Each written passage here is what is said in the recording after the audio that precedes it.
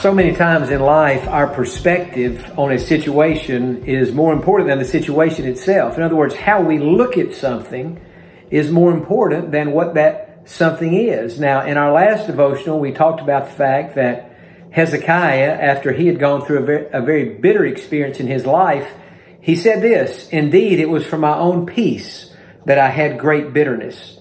Well, today I want to share another similarly related thought out of Isaiah 48 and verse number 10. Isaiah 48:10, God is speaking here, and God says, "I have tested you in the furnace of affliction."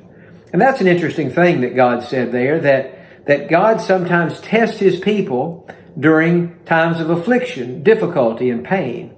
Now today, if you're going through what could be considered the furnace of affliction, or some kind of a real challenging time in your life, I encourage you to change your perspective and to view that as a test and to say to God, "God, what is it that you are saying to me during this time of affliction, during this difficult time in my life?" And so view it as a test. I think if we view things as a test, it's a lot easier for us to get through it, because if we can see it for what it is, then it changes our perspective on that situation. And so maybe at work, there's somebody who's rude to you, who doesn't like you, who is just not enjoyable to be around. You can either view that person as a nuisance, or you can view that person as a test.